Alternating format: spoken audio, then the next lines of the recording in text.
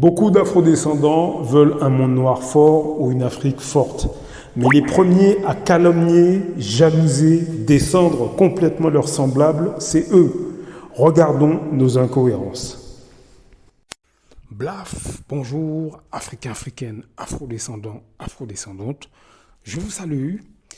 Ce que j'aimerais vous dire, là il est tard, là, à l'heure où je vous parle, mais avant de terminer la soirée, j'aimerais vous dire quelque chose. Depuis des décennies, on a laissé des afrodescendants occuper un espace et on a fait l'erreur de les laisser parler, de les laisser se montrer sans réagir. Et ça, il faut comprendre nos responsabilités. Je parle aux papas, aux mamans, aux tatis, tontons, grands frères, grandes sœurs, etc., cousins, cousines, ceux qui ont une identité, ceux qui ont de l'africanité, ceux qui respectent leur négritude, que vous soyez africain, afro-antillais, afro-guyanais, peu importe, un cap-verdien, on s'en fiche, peu importe. Ce que je veux vous expliquer, c'est qu'on a laissé nos plus jeunes comme nos plus âgés avoir n'importe quel comportement, raconter n'importe quoi, et je vous assure que ça nous a porté beaucoup de préjudice. On a laissé des afrodescendants de tous bords vraiment se comporter vraiment comme des esclaves, se comporter comme des ignorants. Ils ont ridiculisé nos cultures, ils ont ridiculisé nos pays, et nous, on a laissé faire. Donc on a une bonne part de responsabilité dans tout ça. On ne s'est pas servi de l'enseignement de nos anciens, de l'éducation de nos anciens pour remettre ces milieux à leur place. On les a laissés se vanter, par exemple, d'être nés en France, donc de ne pas avoir d'accent africain ou afro-antillais. On n'a rien dit. On les a laissés dire sur les plateaux télé que le métissage, c'est ce qu'il faut. On n'a rien dit. On les a laissés dire que de toute façon, l'histoire africaine ne vaut rien. On n'a rien dit. On a laissé faire. Est-ce que vous comprenez ? Est-ce que vous comprenez les responsabilités que nous avons ? On a laissé faire cette catégorie d'afrodescendants que je vous mets en lumière dans toutes ces vidéos, des afrodescendants qui, depuis des générations, ont un complexe d'infériorité et donc ils se vantent d'être clairs de peau, ils se vantent d'avoir des enfants métissés, ils se vantent d'avoir le bon accent, ils se vantent de ne pas fréquenter la communauté, que ce soit africaine ou afro-antillaise, etc. Ils se vantent d'être plus intégrés que les autres.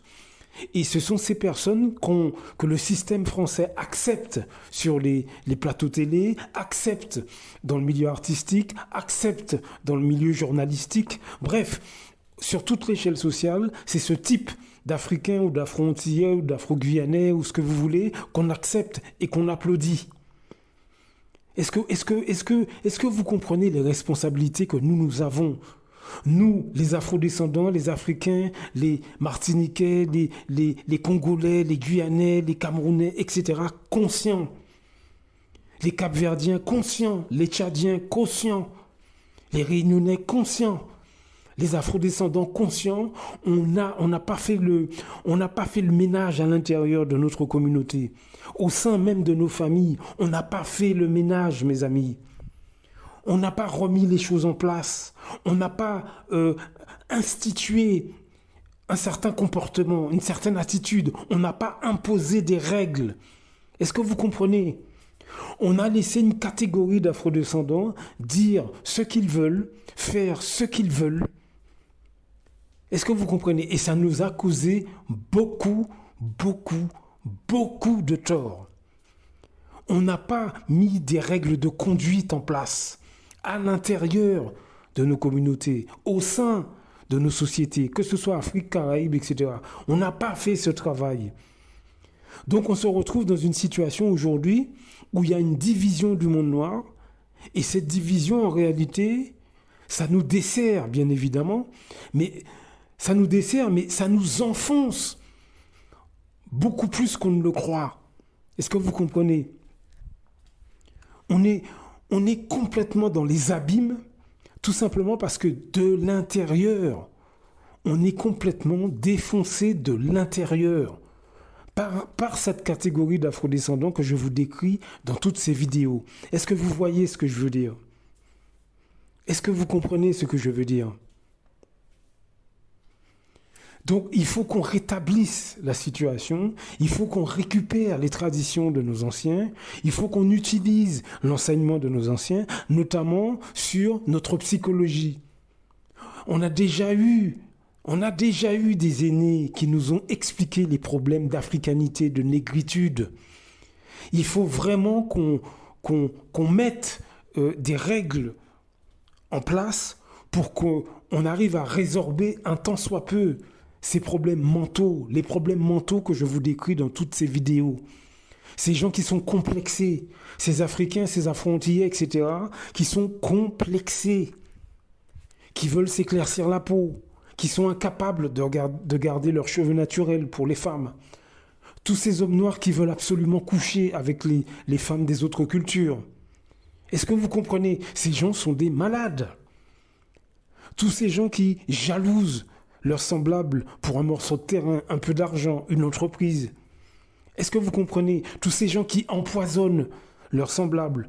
Il faut vraiment, vraiment qu'on se mette face à nos responsabilités et qu'on dissémine dans notre communauté, dans nos communautés et dans nos diasporas, dans nos sociétés, hein, que peu importe le pays du monde noir où vous êtes, il faut vraiment qu'on fasse ce travail, qu'on diffuse l'information. Nous avons un problème de santé mentale.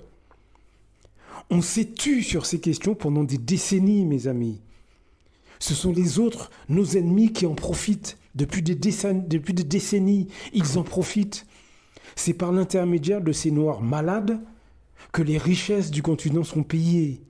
C'est par l'intermédiaire de ces malades que dans la Caraïbe, il y a des monopoles économiques. C'est parce que ces Noirs malades, ils aident nos ennemis. Est-ce que vous comprenez? Et nous, on a laissé faire. On n'a rien dit. On n'a pas imposé à nos enfants, à nos jeunes frères, à nos jeunes sœurs, le respect de leur identité, le respect de leur africanité. On n'a pas fait ce travail. Est-ce que vous comprenez? On n'a pas inculqué l'histoire à nos plus jeunes. Notre histoire, on n'a pas fait ce travail. On a laissé des Africains, des Afro-Antillais, etc., déséquilibrés, vénérer l'histoire des autres. Et on n'a rien dit, on s'est tu. Est-ce que vous comprenez? Donc nous avons une part de responsabilité énorme dans ce qui se passe. Mais là maintenant, il n'est pas trop tard. On peut reprendre les choses en main. On doit reprendre les choses depuis le début. On doit faire savoir, on doit se tourner vers nos professionnels, des professionnels intègres, pas corrompus, pas achetés par le système.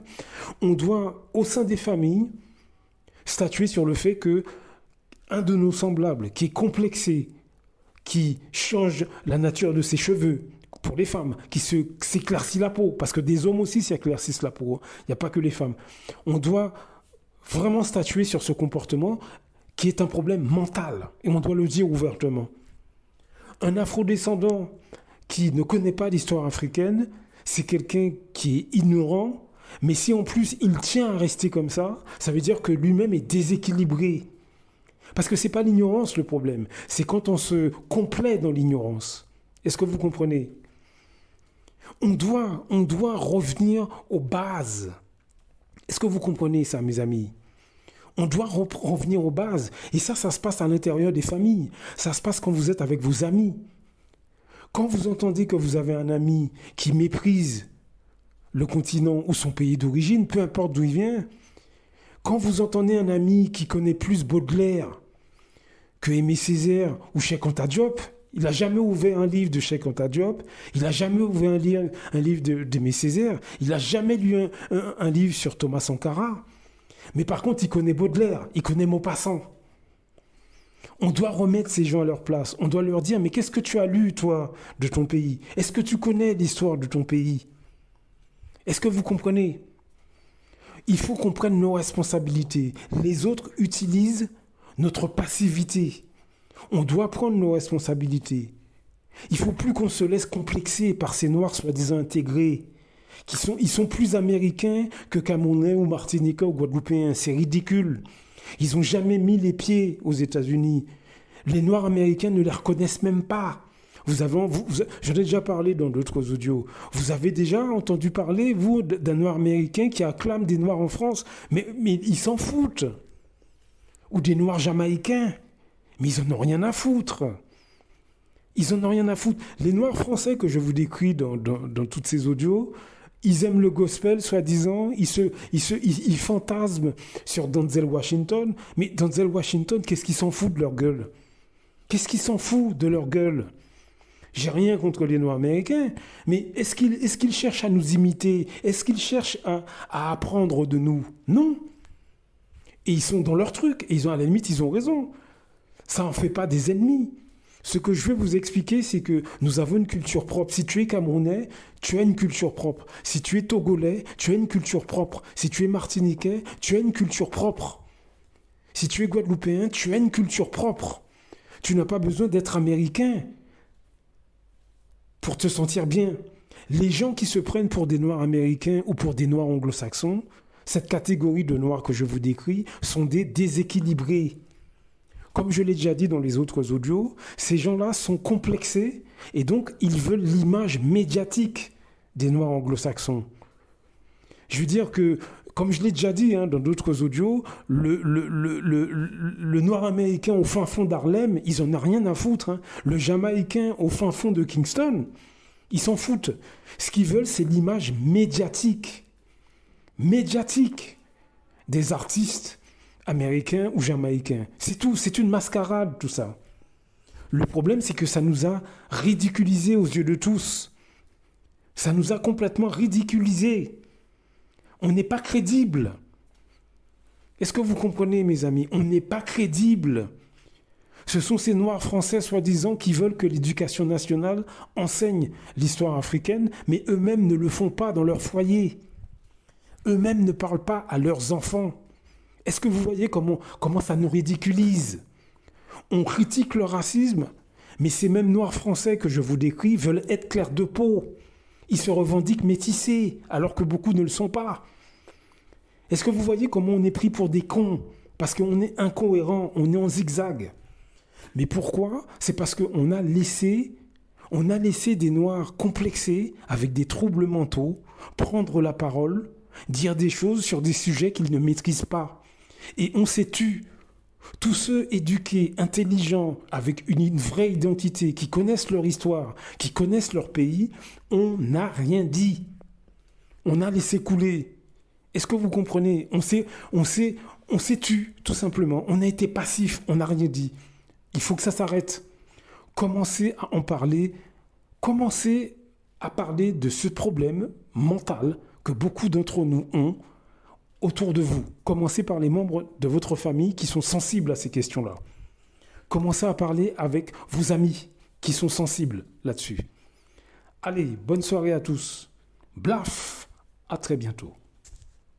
Beaucoup d'Africains se lèvent contre des autres Africains. C'est généralement à travers la corruption. L'Europe, l'Occident le sait. La meilleure façon de faire tomber un Africain qui se lève pour les intérêts des Africains, il faut aller corrompre ses amis ou ses compatriotes. C'est comme ça, c'est toujours à cause de l'argent. Celui qui a fait tomber son car, elle a fait pourquoi? C'est parce qu'il voulait être son car à la place de son car.